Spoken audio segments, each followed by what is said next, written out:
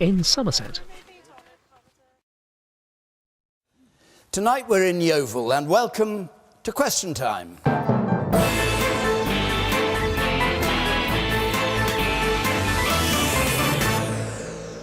And we're actually not precisely in Yeovil. We're in the Fleet Air Arm Museum at Yeovilton, which is just outside Yeovil. On our panel tonight, the former Secretary of State for Northern Ireland, who was a member of the European Parliament, then voted for Brexit, and is the Conservative MP, Theresa Villiers. David Lammy, Labour MP for the same London constituency for 18 years, a minister in both the Blair and the Brown governments. The Managing Director of the frozen food company Iceland, which recently became the first big retailer in Britain to pledge to get rid of plastic packaging within 5 years, Richard Walker. And the economist, writer, campaigner, who used to work for the charity Save the Children, Faiza Shaheen. And the former Sunday Times journalist who became David Cameron's head of policy, now in the House of Lords, Camilla Cavendish.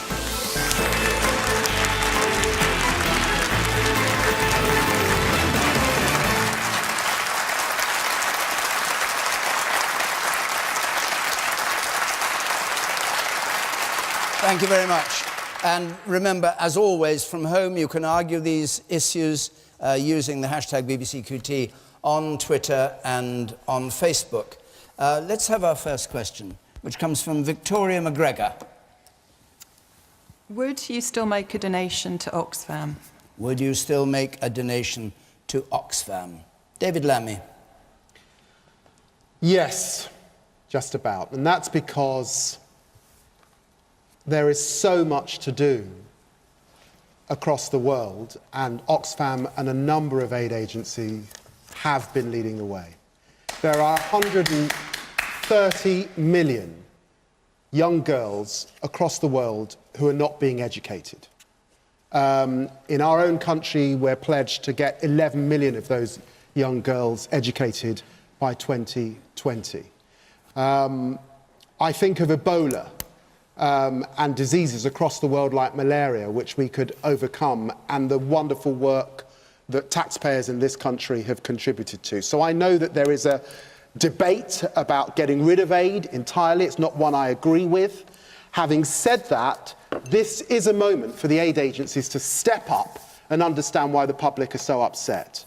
The old-fashioned idea, it seems to me, of someone flying in from Holland on this occasion to Haiti, gap year kids working and sort of doing good to the poor, has got to end. I've been critical of the way in which Africa and development and aid is sometimes portrayed as if immigrants from those countries don't give 3 times more, actually, send back in remittances than the aid agencies or taxpayers. So there's a lot that's got to change, and this is a moment in which I hope that happens. But I'd also say this one point, that in the end, we in this country and other Western countries also have to remember the role we played in the carve-up of the African continent, the Indian continent, our imperialist and colonialist past. That means whilst we need reform in aid, it would be absolutely objectionable for this country to withdraw from its international obligations to the very poorest in the world.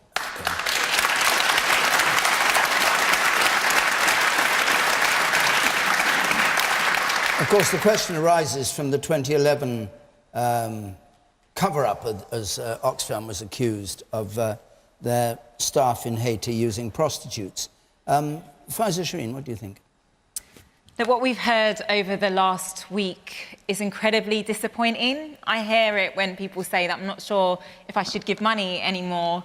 The thing is, of course, and it's absolutely right that those in senior positions and those involved should consider their positions.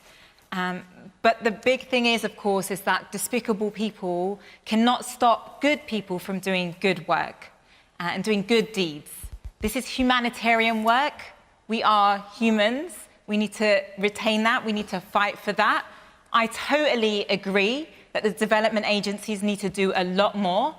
And look, for the last few months, we've heard a lot about the abuse of power.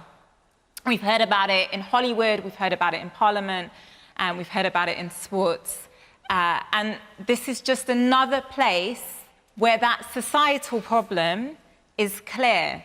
that when you give people too much power, they can abuse that. Not always, of course, but they can abuse that. So we need to do a lot more on the safeguards.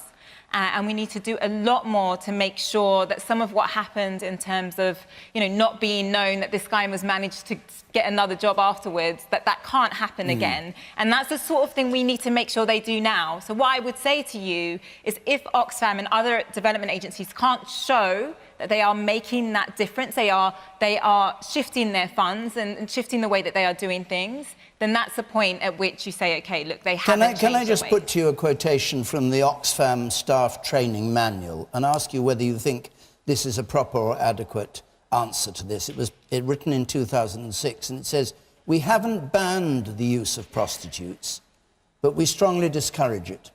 Is that enough? No, I mean, I don't think that's enough. What do you think they should be saying? Well, look, it just shouldn't have happened. They shouldn't be using prostitutes.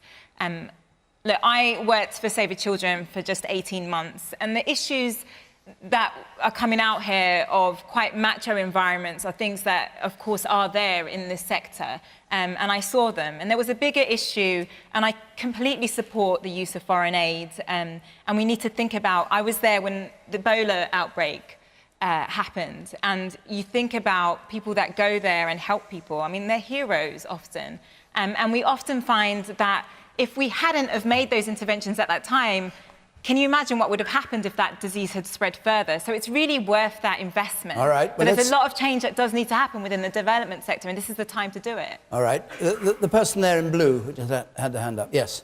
I'm a charity worker myself, and whilst there's always going to be bad apples in any organisation, and safeguarding is about minimising the risk, isn't this a society issue? Why are we starting to... I know there's an issue with Oxfam, and we can start cherry picking, but this is an issue with all of our societies. OK. And the person at the hand up, keep your hands up if you want to speak. Yes, you. Yeah, I work with a couple of West Country charities that have been through a difficult period recently. And one of the problems is that the Charity Commission is a toothless regulator. And what Oxfam shows is that it's a toothless regulator because it looked at this problem a while ago and moved away without finding the real issue. And it didn't sort of dig to find out what was going on? And it doesn't. And if we're not dealing with... If the Charity Commission is not focused on preventing financing foreign terrorism, which is what the government have tasked it to look at, it ignores virtually everything else until it hits the papers. All right. Richard Walker. I mean, look, what happened was beyond reprehensible to exploit the most vulnerable in some of the most vulnerable areas in the world. And I hope it serves as a wake-up call for the sector. And now the spotlight is on, I'm sure more will come out. But from any organisation's point of view, in business or in the charitable sector, you need to ensure that positions of power are not abused, and that people who have been abused can be facilitated to come forward and speak up. So I would argue that Oxfam urgently need to step up and show leadership, because I'm really worried about the future of this amazing organisation, which is being poisoned by a few people. Would you still make a donation, as I the would, questioner yes. said? You yes, would? I would, because to not make that donation is almost to doubly hurt those people that need our help the most. All right.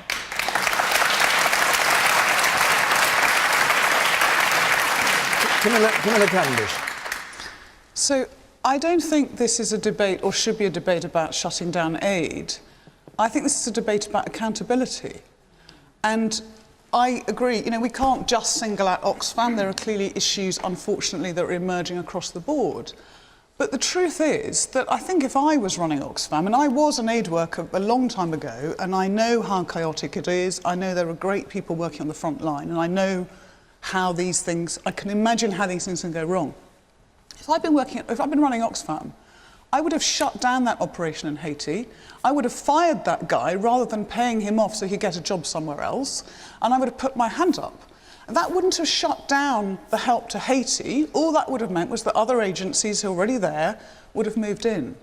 But the truth is that I am very uncomfortable with a big organisation covering things up, passing on monstrous employees with appalling behaviour, and something has gone wrong in that organisation, I'm sorry to say.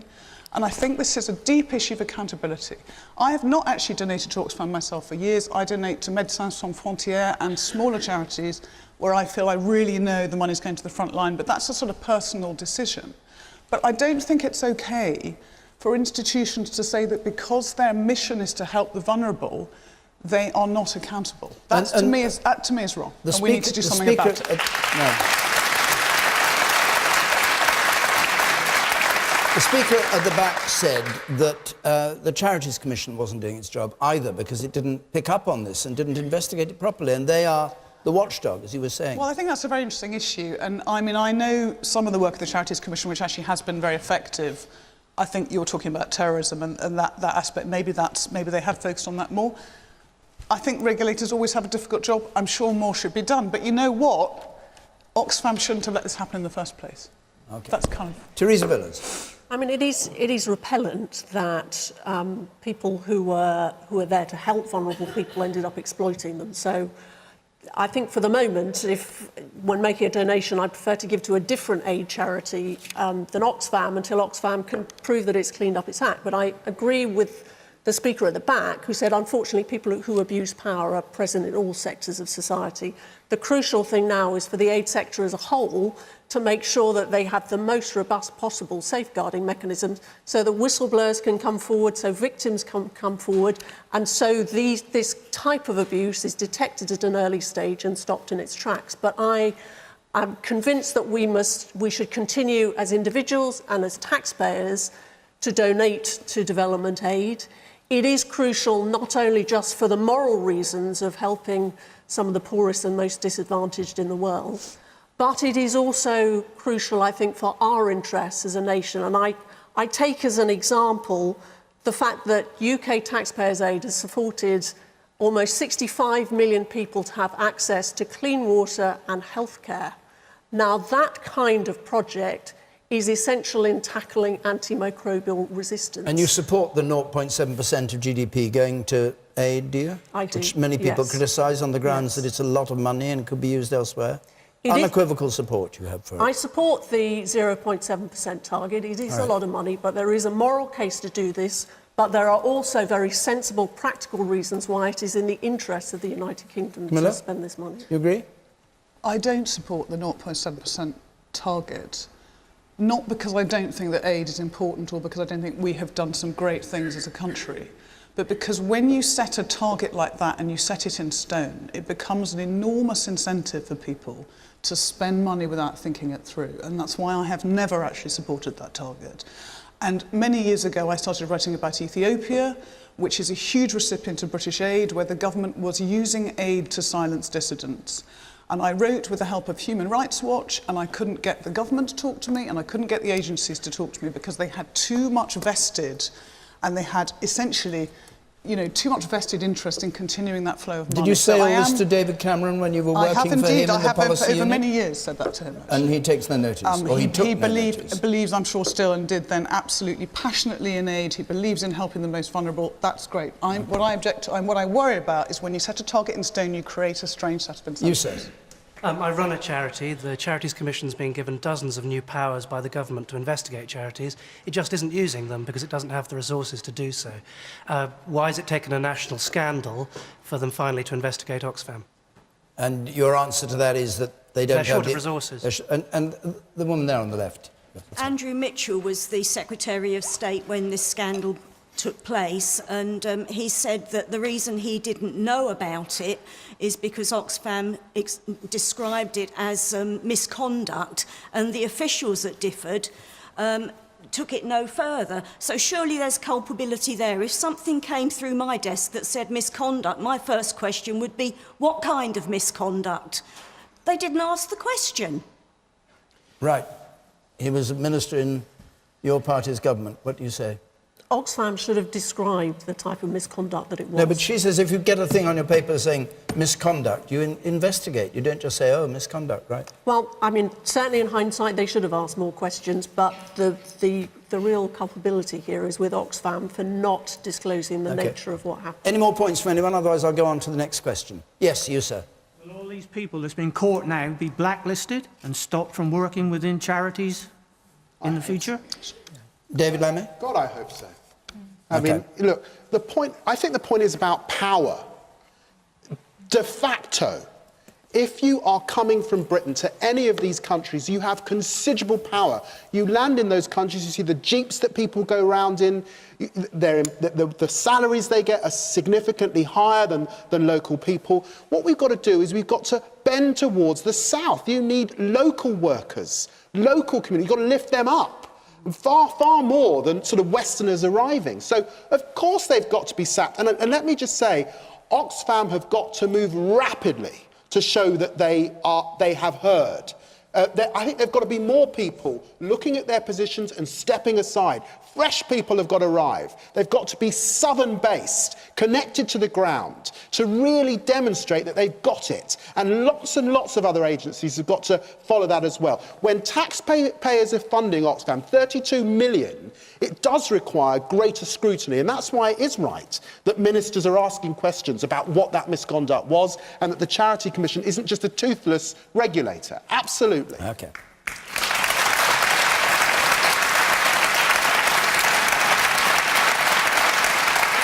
Right, just before we go on to the next question, question time next Thursday comes from Uttoxeter, and the week after that from Blackpool, and details of how to get to Uttoxeter or Blackpool if you want to come to the programme are on the screen, and I will, as ever, give them at the end. But I'll take this question now, please, from Ruth Binney. Ruth Binney, please. If biscuits and other highly processed foods are damaging the nation's health, isn't it time for them to be taxed? Yes, this is based, I think, on this report today, isn't it? The French government saying people who use highly processed foods are more likely to get cancer. Well, Iceland. Highly processed foods and biscuits. I picked a good week to come on. You did? 75 chicken nuggets for £3. Well, actually... no, well, you answer the question Can anyway. I pick you? Something that's been annoying me about Yes. the press today is the chicken nugget. It's been used as an example of an ultra-processed food. Our chicken nuggets are made from 100% chicken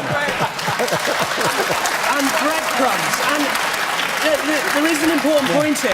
What did you say your company was called? What is wrong with that, other than snobbery? All right, OK. Shall I go down the rest of the list or not? No. 24 cans of Pepsi for £6.50, 42 packets. I don't know why this matters, because you're here to answer the general question. If, and you know the business well, highly processed foods are damaging the health, is it time for them actually to be taxed? Look, I think ultimately it comes down to a balanced diet. And I recognise that retailers have a responsibility to provide an option of choices. So if you want to have a processed meal, retailers need to ensure that that is high quality, to the best possible standards at the best possible price. If you want to do some scratch cooking and buy chicken and vegetables and fresh food, which you can do from our store, we're not all frozen, then you know that's fine as well. So I think it's incumbent on the retailers to give customers that choice. I don't think that we can really tax our way to solving this situation. But I think we can all do better. There are regulations that have come in, for example, such as on sugar.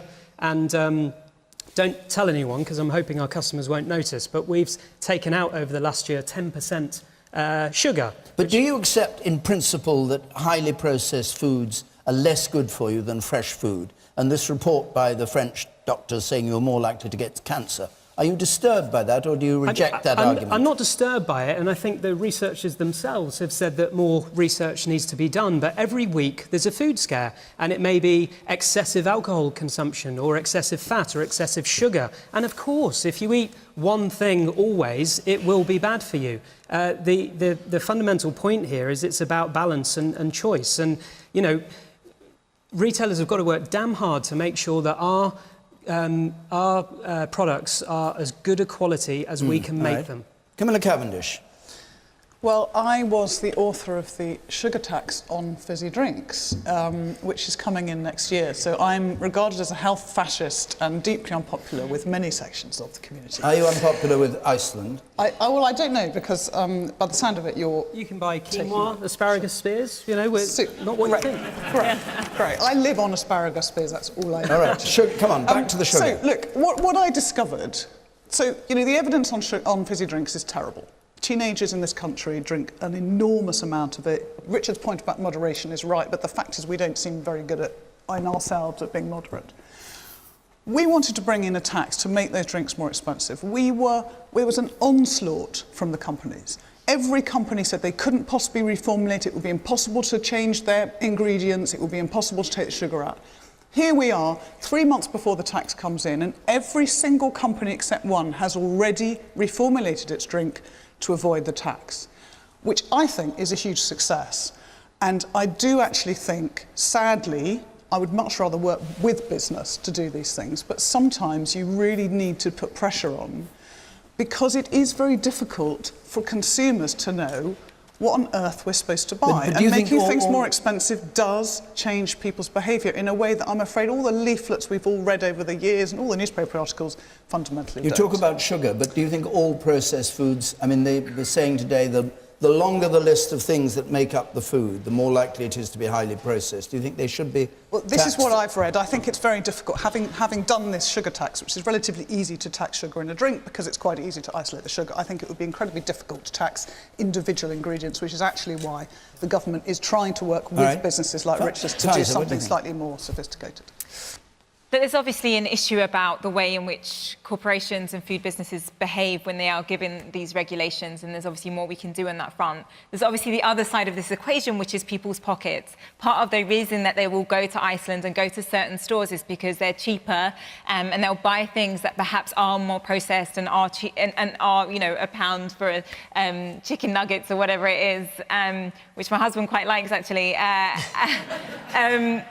You know, is the way in which people make their money work. And we've had a decade of such low wage growth in this country. I mean, we haven't had a decade of this type of wage growth for over 200 years. People are really feeling the squeeze in terms of how much money they have left over. And there are also time restraints as well, right? So people are working more hours, trying to make those ends meet. And that's where, you know, these sorts of shortcuts and these kinds of foods become a possibility in which to just make it work, make every day work.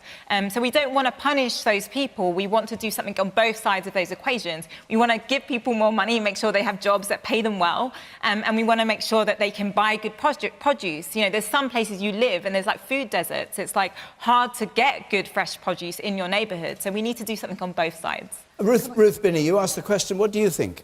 I'm particularly concerned about what I would call the food extras, the biscuits, the crisps, the things that aren't really nutritionally valuable. But I would also go further. If I was going to have a tax on them, I would actually ring-fence that tax money for the NHS. All right. So, I'll come to you, but who else would like to talk? You all obviously go shopping. Yes, the woman there in the centre. What do you think? Would you like to see a tax on processed foods? Well, I hate to use a pun, but it sounds like all stick and no carrot here. Instead of making processed food more expensive, why not make healthy food cheaper? Because it's actually really expensive to go shopping and to buy all of those healthy ingredients, the gentleman said, to make your food from scratch. It adds up. Ask Jamie Oliver. He says he's got those cheap books, but my God, it adds up. It's very expensive to cook from scratch. How do you find yourself buying then? Do you buy a lot of processed food? We try. We do try. I've got 2 children, so we try to eat healthily and we try to cook from scratch as much as possible. But as Faiza said, my husband and I work full time. I'm a teacher. My husband's in the Navy.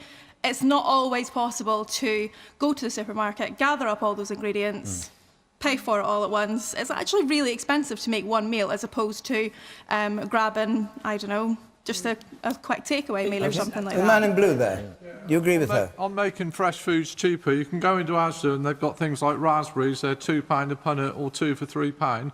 Why can't they just make 1 punnet for £1.50? Because things go off really quick. The volume is too big for single. Yes. Well, I don't think we want to get into a retail argument necessarily. Why not? Teresa Villas. Well, the trouble with taxes on food is the people they hit in the pocket are the people on the lowest income. So I'm not convinced that we should take this step. I do, though, believe it is vital for the food industry to do more to reduce sugar content. I'm somewhat sceptical about this particular study. It seems that they only got people to write out what they ate for 2 days. It seems quite a big step then to draw the conclusions that they have. But there is no doubt that being overweight is one of the most important preventable causes of cancer.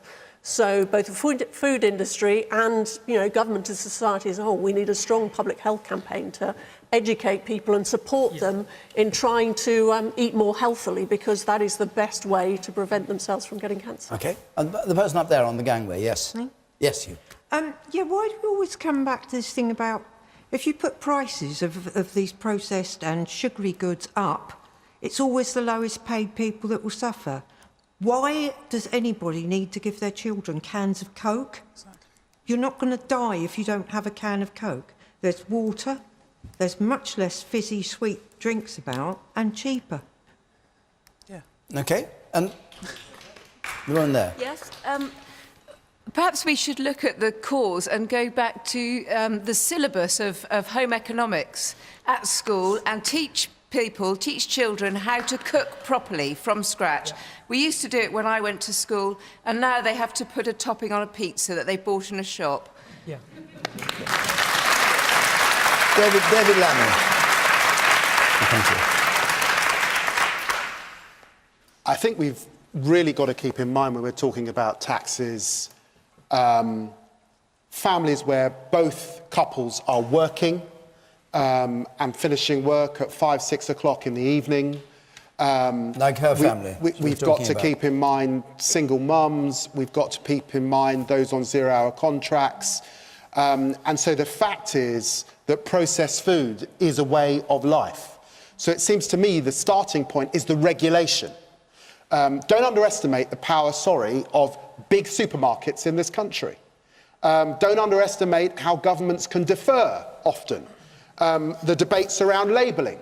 Too much fat, too much sugar, too much salt in a lot of this food. So you've got to get the regulation first before you start to tax people because of the circumstances in which they live, it seems to me. Do you feel unregulated? No, look, I mean, is he right saying you have the power and not the government? I'm broadly in favour, you know, of regulation coming in, so long as it's a level playing field and the industry can act together. You know, and I think the lady over there made a really valid point on home economics and education.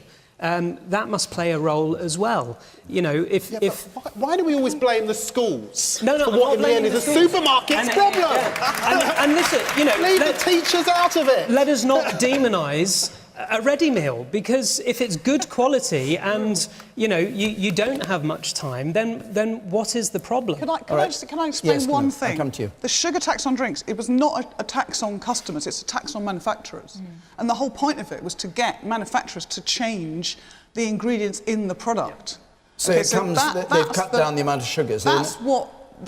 So would nobody's work paying best. this tax, you're saying? If you can actually get manufacturers to stop putting junk because it's cheaper for them into their products. But Coca-Cola, as a result of this, are reducing the amount of Coke and putting the price up. Coca-Cola are not Coca-Cola, the one company that is not changing their product, as I understand. And they're putting the price up. I don't know what they're doing with the price, but they're not. They may put the price up, but you will have other options which will be cheaper. All right, the one here. When I went to postnatal classes just after having my babies, a lot of the other mothers there were saying that their children wouldn't drink water, they would only drink squash, and they would only eat biscuits and they wouldn't eat vegetables. And in my view, the point about education is really important, but actually I think it's educating parents, because once you've got a child, even at 5 or 6, and they've been brought up eating biscuits and cakes and not eating vegetables and not understanding about that side of things, it's almost too late. So I'm not convinced particularly about the tax, although I like the idea of it being preventative. But I think the really, really important thing is to make sure that we have good education of parents and parenting. OK. The man up there, yes, you sir. You need to make the distinction between pre-prepared food and processed food, which has got blurred there. You can buy from Iceland pre-prepared food that isn't processed, just needs heating, and then processed foods like sausages, burgers, things like that. And food that just needs eating sounds... Sorry, heating. Oh, heating. I think this food just needs eating. Yes, the woman there, the right. I just wanted to say the thing about schools is just too easy. I've got 2 kids at high school. They've made chicken nuggets from scratch. They've made vegetable korma from scratch. They bring them home and they're delicious. So it is happening in schools. Okay. Let's move on to another question. Since we're talking about schools, I'll bring you in on it if you'd like to come in on it. Okay, it's a question from Michelle. Is Mordu the right pronunciation? Mordu.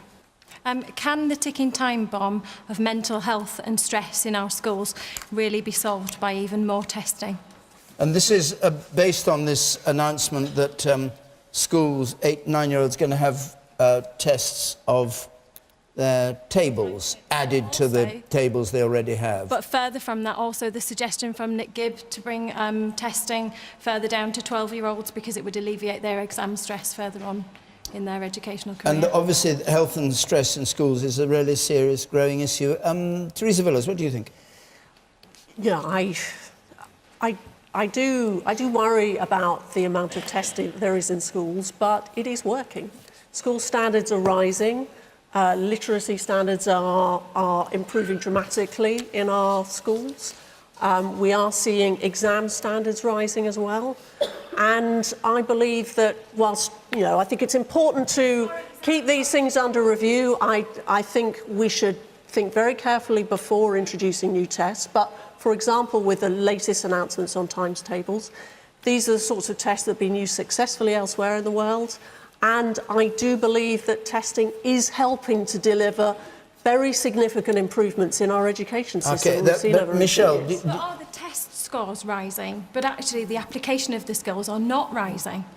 I think that's what I find as a deputy head teacher, as somebody who's working on the front line with education. They're not actually able then to apply those skills. They're not using those skills in the right frame, in the right way, when they go back or when they go out into the workforce. And you asked a question about mental stress. You find that growing in your school? Absolutely, without enough funding being put in place for those children to support them. We're effectively telling the children that they failed at such a young age, and actually that all that does is degrade them. We've already got several generations walking around having hated school. We mustn't create another generation of people that don't enjoy school. Well, surely it's our job to light the fires. What form does the mental health and stress take, in your experience as a deputy head? Well, you've got children who are fearful of going into an exam situation.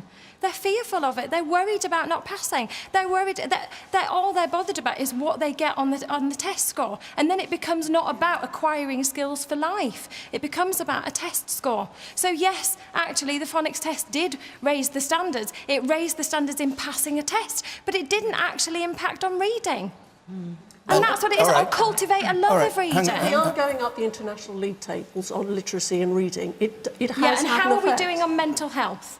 Well, we need to do better on mental health, which is why the government is committed to a dramatic increase in funding for mental health care. Would you accept that what is being described by Michelle is a price that has to be paid for improvement in the international table of excellence? Is stress a natural consequence of what's being imposed on children? Of course we should be doing everything we can to prevent mental health issues in children, but it is possible to introduce new tests in schools without excessive stress on students, and it is very important to recognise the role of testing in ensuring that children are getting a decent education. That is crucial for them getting a good start. The person behind Michelle there, yes, you.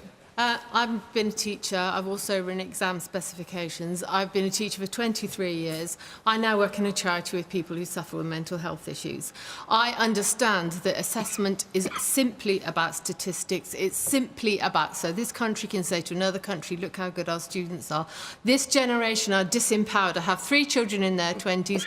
They can't remember their maths because it was something that was done to them. They weren't engaged in it at all. The vocational educations, the BTECs went out. out. That was an absolute disaster because BTECs were brilliant. They engaged the people, they taught them life skills, they gave them interpersonal skills, great communication skills, and now we're just back to a simple test, which is testing one form of intelligence in one way, which suits a certain group of people.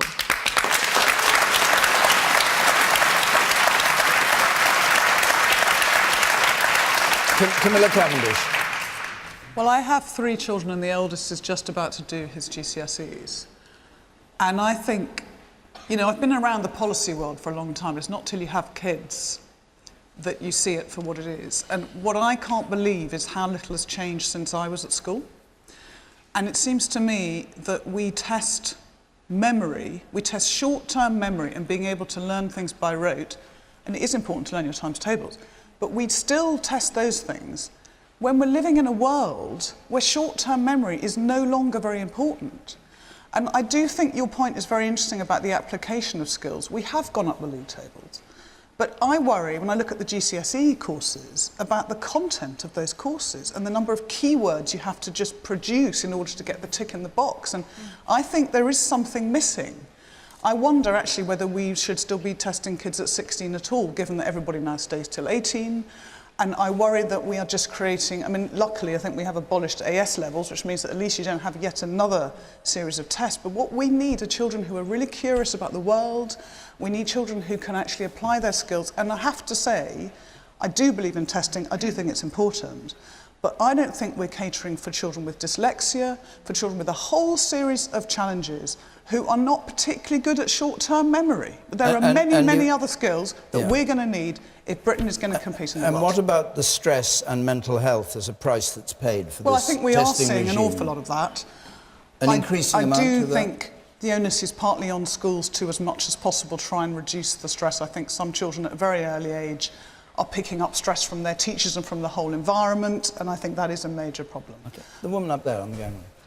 I've got 3 granddaughters, aged from 7 and up, and they love nothing more than to have a test. And I think when they're little and they're being given tests, they're fun, and like the lady said, it's the stress can come from the teachers, and if the teachers aren't stressed, the children aren't stressed. The SATs was explained as a special test, and it was something to be excited about.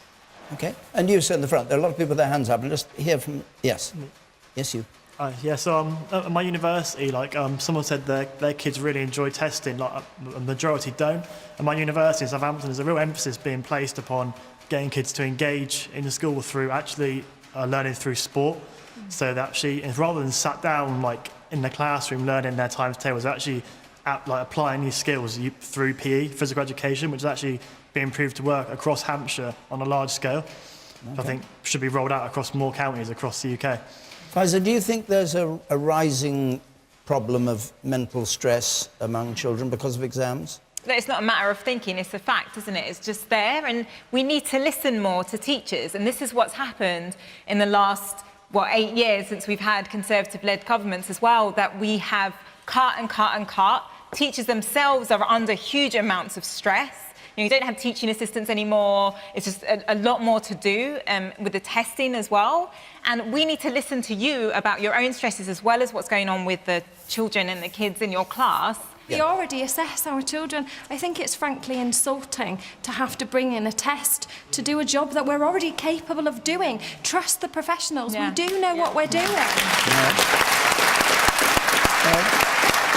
this is the thing, right?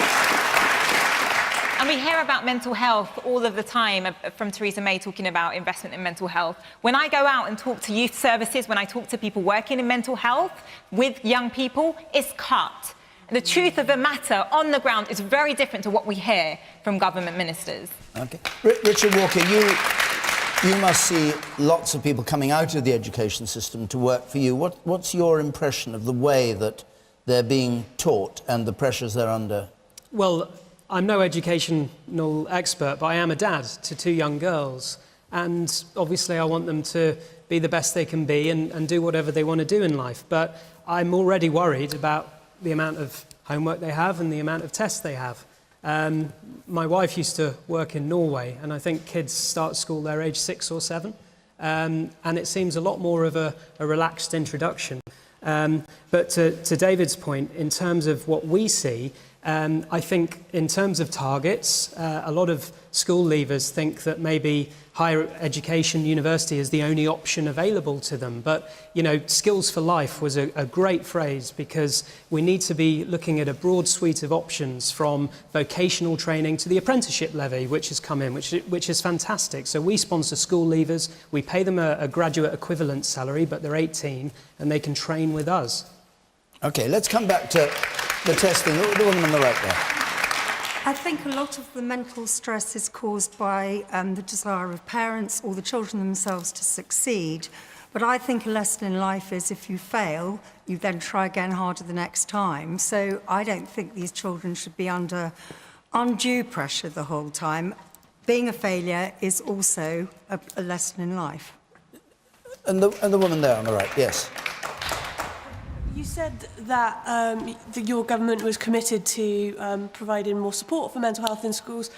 I'm a teacher, and I'm wondering when that's going to come through, because as a tutor, I have students come to me with mental health issues pretty much every day, and there is no support that we can access as teachers. We're having to be counsellors as well as teachers. So what do you do when somebody comes to you? Are you a teacher of young people, or...? I teach A-levels at a college. What do you do when people come to you? I support them as best as I can, and I refer them to what services are available in our college, but more often than not, it can take weeks for them to get in with a counsellor, and when you're 16, that's too long.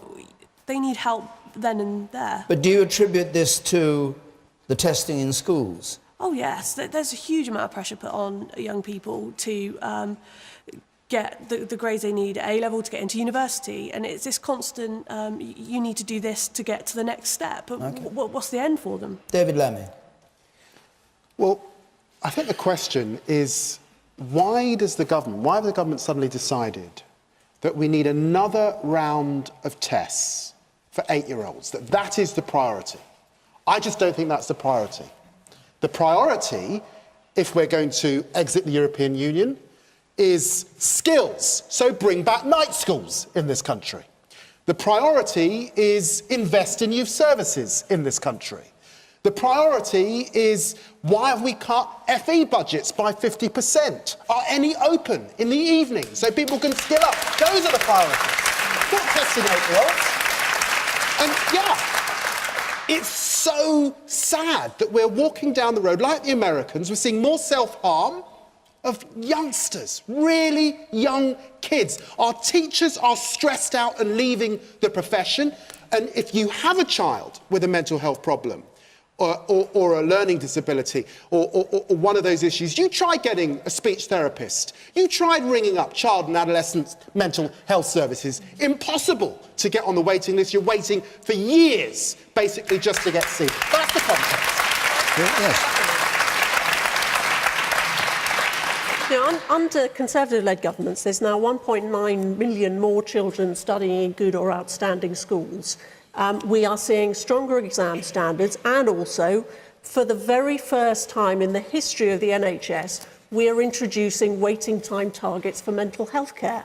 We are investing record amounts, more than ever before, in mental health care, with a strong focus on young people in schools. So we are focused on this problem, and I also want to emphasise that I agree very strongly. The apprenticeship levy is a revolutionary instrument of social justice and education.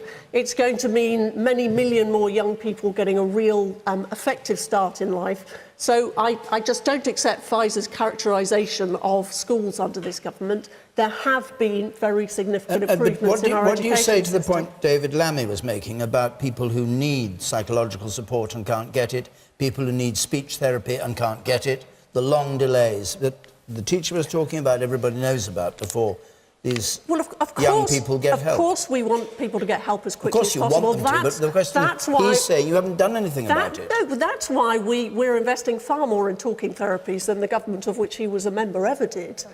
Yes, it takes a while to get to those therapies, but that is why we've introduced these waiting time targets, and something that no Labour government has ever done.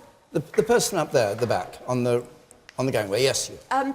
Nothing is going to change the fact that some people are academic and some people aren't. And more and more tests isn't going to make people brighter or more academic. Shouldn't children be allowed to be children, and maybe that would help their mental health? What do you mean by children? Well, what do you mean they by seem to be, more and more, they seem to be given tests and tests and tests, and they've got to meet these targets and those targets. Why not let them be children? The bright ones, the academic ones, will do it anyway. And not testing will give the teachers more time to teach. Okay, there are a lot of people with their hands up now. Let's go to the very back there, and then I'll come over here. Yes. I'm a teacher as well, and absolutely agree with a lot of what's been said. I believe one of the arguments is that, from the government, is that the 8 to 9 year old multiplication tables test will tell teachers where their children need help. I can assure you that all the teachers I've worked with absolutely know, without putting children through additional testing, where they need help. The problem is getting that help. Okay. And you also there. Yes. Yes, you. What I would like to say is that all children are individuals. They're all different. They develop at different rates. They learn in different ways. And the idea that you're supposed to get them to meet certain targets is going to put a lot of pressure on them at a very young age, which is not fair on the children to learn at such a young age the pressures of trying to fit themselves into a certain box. All right, and I'll take one more point. You there. Yes. My point was really to do with the South West. The recent Social Mobility Commission report showed that West Somerset was one of the least socially mobile areas in the country, and part of that's the education. What's the government going to do about that in terms of the rural schools? Do you want to answer that? And then we must move on. I believe that in terms of social mobility, a good education is absolutely crucial. That's why we've been focusing on exam standards. That's also why we want to revolutionise technical education with the introduction of T-levels, and also, as I've said, give many more young people access to apprenticeships to give them the skills they need to get the jobs they want. Okay. In rural areas, and why is that, and what's going to be done about it? What about, what resources are going to go into it to change that? Well, the apprenticeship level will put, far greater funds into skills training than ever before. Nonsense. It's just not. Look, in the South West, FE budgets are being cut. Money is not rising in schools. Children's centres are being shut down. She's not. I'm afraid she's just got it wrong. It's not happening on the ground. It just isn't. That. Yeah, it's good. I mean, I agree. You agree. All right. We'll move on. We go to a question because of where we're sitting. It was likely to come up, and I'm sure some of you are directly involved in it, but let's have the question from Christopher Parker, please. Hello, yeah. Can we afford to further erode the armed forces? For instance, potential cuts to the helicopter fleet that is produced and operated within Yeovil. Just tell us about what's operated in Yeovil or in Yeovil. Well, for instance, here at the base we've got the Merlin and the new Wildcat. That are both produced at the Leonardo's factory in Yeovil. And are threatened with cuts? The force that I am on, the Wildcat, there's been rumours of the Wildcat fleet being halved to fill, to cover the cost of the amphibious fleets, etc. Camilla Cavendish. So I guess the Conservative government did raise the armed services budget to 2% of GDP, which I thought was really important. And it gave a really important signal to NATO that we are in there and we are behind them and we're fulfilling our global responsibilities. And I think it's really particularly important as we move towards leaving the EU that we continue to play that card, because it's one of our strongest suits, actually, with some of our EU partners and also with the United States. And as I understand, the government is committed to that, to keep that target. Clearly, because the pound has fallen in value so much because of Brexit compared to the dollar, there is a real issue now about the purchase of equipment that the armed services are supposed to be making and the pressures on the budget. And I don't know the detail of that, but I mean, there is definitely going to be some questions about that. But wasn't the budget cut between 2010 and 2015 by about nearly 20%, the defence budget? I don't know how much. There were some cuts made, but in 2015, obviously, the government committed to 2% of GDP. And you're happy with that? Yeah, well, I thought that was a really important signal. But I think the question now is, how are they going to respond to those cost pressures that are coming really from the pound against the dollar? And I suppose the one thing I would say is that we need to make sure that we're not going to have a defence review by stealth, We need to be told the facts, and we need to know exactly what's going to happen. And I think there's been a lot of confusion and obfuscation about this from various quarters, and we need the Defence Secretary to make it very, very clear what his commitment is going to be. Christopher Parker, do you think that the defence is being badly handled at the moment? Is that your... yeah, certainly I see that, and the threat that we keep hearing. For instance, the Albion and the Bulwark getting ditched, which is eroding further the amphibious assault capability of the Navy.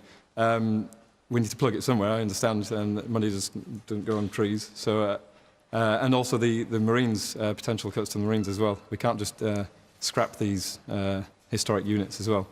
Faiza, what do you think? So when I think about issues of the military, me personally, I would prefer if we weren't involved, obviously, in more wars. But the thing is, we obviously need the military. The big thing is about jobs. So the problem is when they make these cuts, they don't plan ahead. They don't think about what this means for people's security. So if they can take those skills and use it in other sectors, then that's the way in which we need to do it. So we often know these things are coming up. And we just let it come to that point where there's a crisis and people are worried about their jobs. And small towns where those are, quite a big share of the jobs, then that has massive implications for those communities. So what I would say is if over time we want to make cuts to the military budget and we want to shift our economy into working on other sectors, then we have to do that with jobs in mind, and we have to do that slowly. But we just don't see those plans there, and it's very frustrating for people that are in those sectors. David Lemon. Well, look, our armed services do a very important job, and it's not just in moments of war, peacekeeping all over the world, patrolling the seas against pirates, drugs, all sorts of issues that British armed services are involved in, and that's got to be funded. I want to put my hands firmly on the table. I am opposed to Trident.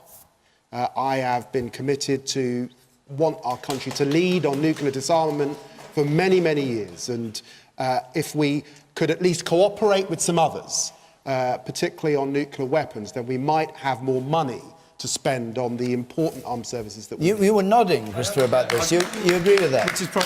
Which is probably contrary to a lot of people I work with. Being a Yorkshireman, I understand that we're never going to use Trident. Well, I hope we never use it. I would never push the button. I hope no one else would. Let's plug the gap with the money from Trident. All right, Teresa I don't understand why we'd use it. Well, then we should save on Trident and build helicopters. Well, not just that, but not just that. No, all right. Yep. Yeah. We have the best armed services in the world, and they need to be funded. And the government's committed to the NATO obligation of spending 2% on defence spending. Whilst I can't answer your question on those individual projects, I think we're all well aware that there's a very, very lively debate within government and within Parliament on this issue. And I'm absolutely confident that the government is going to continue to fund the armed services in the way they have to be. It is a crucial part of our commitment to defending this country.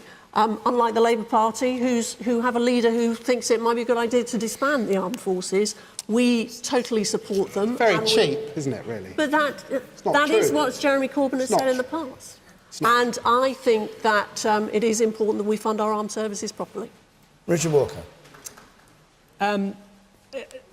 This spending review has been going on for a very long time now, and I think Faiza made a really good point. It's the uncertainty for the servicemen and women and the families involved.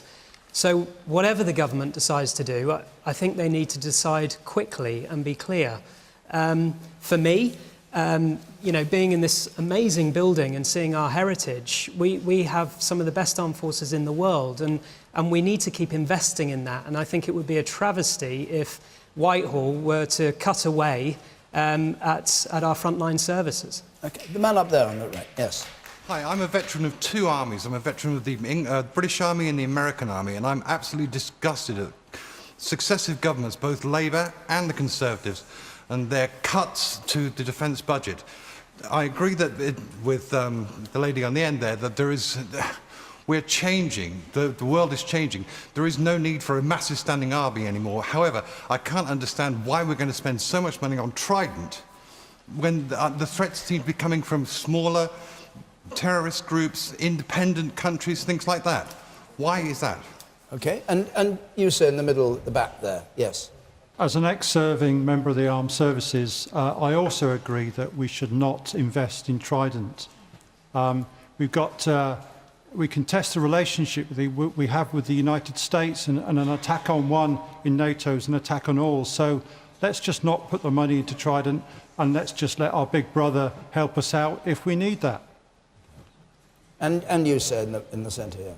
Yeah, we talk about funding the armed services. Why is it that when Putin sails by, we can only send out a minesweeper? Okay, and you want to come in? Yes.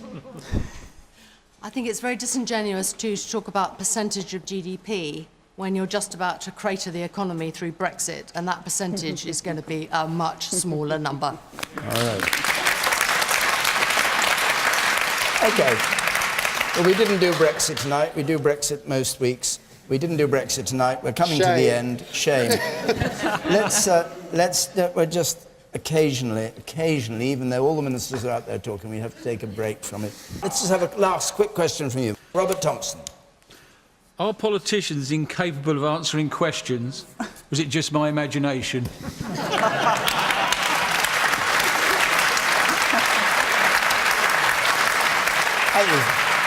You've had quite a good display tonight. Let's go round. You start on it, Faz. Yeah, I get frustrated as well with that. And I have to say, one thing that they are also very good at is forgetting the history. And I think one of the things that I've heard today, hearing teachers and military people, is the big cuts that we've had in the last 7-8 years that are affecting all people working in public services. And the way that Theresa and Camilla even went on tonight is as if those things didn't happen. Those people in the city, bankers in the city, have got it as good as they've ever had it. And yet we are still suffering the impacts of the financial crisis 10 years on. All right. And we cannot let them forget that. Yeah, OK. It wasn't quite the question. You've taken up most of the time we've got left. Very briefly. Politicians, of course, are experts at not answering the question. And as a businessman, I would say this, but more straight talking is what is required. Camilla? Quickly, if you would. Oh, I just, if you're going to attack me, I'm going to have to slightly defend myself. I don't think at any point in this programme I've suggested that there haven't been any cuts. Local government is suffering enormously. There have been enormous numbers of cuts the coalition had to make. Sorry, the question is, are politicians incapable of answering? No, I'm just sorry. If you're going to, All right. But sorry, politicians, really great politicians, do answer the question and they diffuse it with humour and they get to the heart of it. And there are a few great politicians, and maybe one of them sitting next to me. I don't know, David. Maybe both of them sitting next to me. It have to be very, very quick. Theresa. No, and we are capable of answering questions. All right, David. We don't answer enough questions honestly. That's the truth across the board. OK.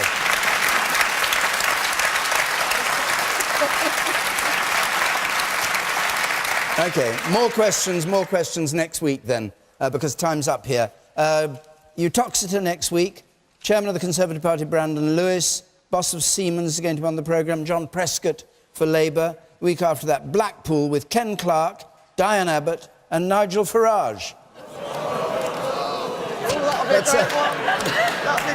That's an end of the Pier show for you in Blackpool.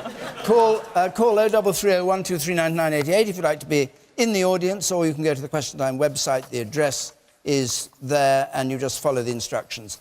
And as always now, if you want to have a say on what we've been talking about, Question Time Extra Time is on BBC 5 Live on the radio, and you can watch it on the BBC iPlayer. But my thanks to our panel and to all of you who came to this wonderful location tonight. Until next Thursday, from Yeovil or Yeovilton, depending how you like to look at it, from Question Time, good night.